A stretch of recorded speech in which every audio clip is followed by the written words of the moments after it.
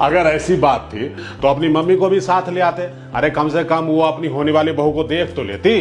बस अंकल जी ऐसा ही था, बहुत जल्दी आपके दर्शन करवाऊंगा। अच्छा, अरे सुन बेटिया, कितना देर तुझे और लगेगा चाय कॉफी लाने में? हाँ, जल्दी लेके आ। जी पापा, अभी लाई।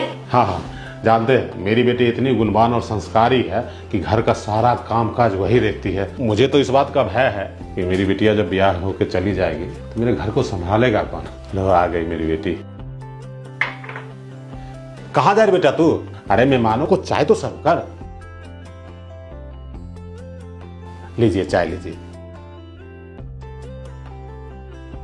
अरे मुझे क्यों दे रही है? पहले मेरे फ्यूचर सन इन लॉ को तो पिला चाय।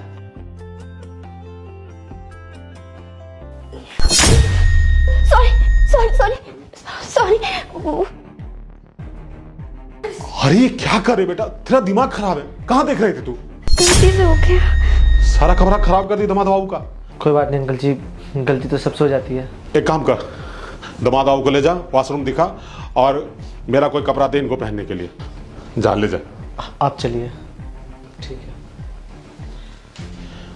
आप बैठिए आराम से चाय पानी कीजिए। मैं 1 मिनट में आ रहा हूं।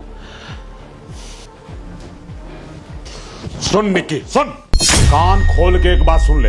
ये जो तू जानबूझ के हर एक लड़के के ऊपर चाय गिरा देती है और कोई ना कोई स्कीम लगा के उसको भगा देती है ना, ये अब ज्यादा नहीं चलने वाला है, समझी?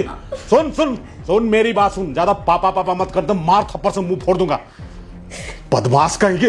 अरे मैं तेरी शादी सरकारी नौकरी वाले से ही करवाऊंगा और ये लड़का सरकारी इंजीनियर है, समझी?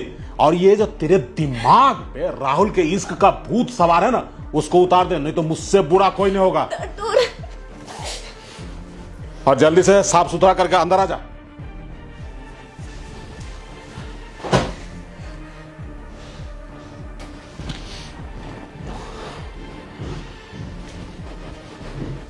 सब ठीक है अंकल जी? हाँ सब ठीक ही है।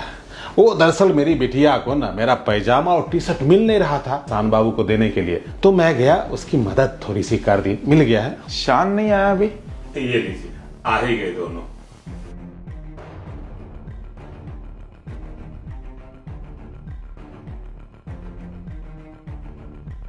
सब ठीक है भाई?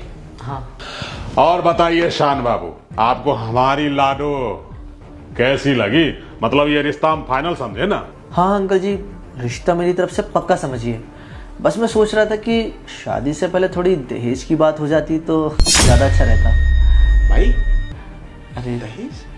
तुम चुप रहो ना, मैं बात कर रहा हूँ ना, थोड़ी देर चुप रहो प्लीज़। हाँ तो अंकल जी, मैं कह रहा था कि मुझे ना शादी से पहले एक फॉर्च्यूनर चाहिए और जुहू पे एक बंगलो और 1-8 करोड़ रुपए कैश चाहिए, मतलब मेरे पर्सनल खर्चों के लिए।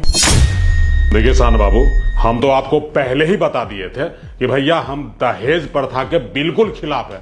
अब लड़की देखने के बाद आप अपना मुंह फाड़ रहे हैं कि आपको दहेज चाहिए, ये तो मतलब मेरे समझ में नहीं आ रही है कि आपके दिमाग में बत्ती जली कैसे कि मैं आपको अपनी बेटी भी दूंगा और ऊपर से दहेज भी दूंगा।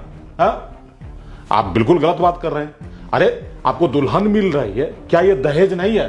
जरा सोचिए, भविष्य में मेरी बेटी आपके खानदान को चश्मो चिराग देगी, क्या वो दहेज से कम है जो आप मुंह फाड़े जा रहे हैं कि जुहू पे आपको एक बंगला चाहिए, फॉर्च्यूनर चाहिए और पता नहीं क्या क्या।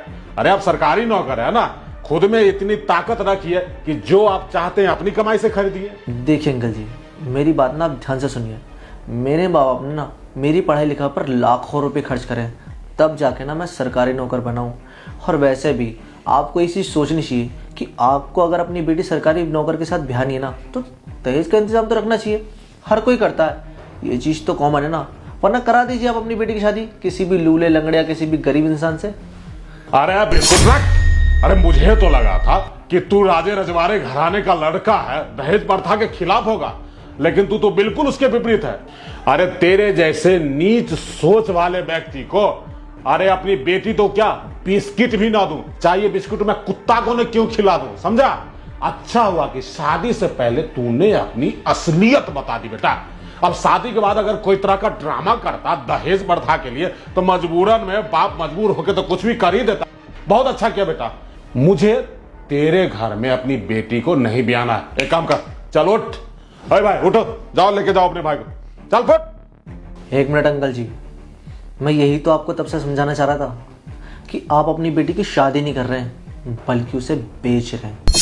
समझे आप, वो भी बहुत अच्छी कीमत पर।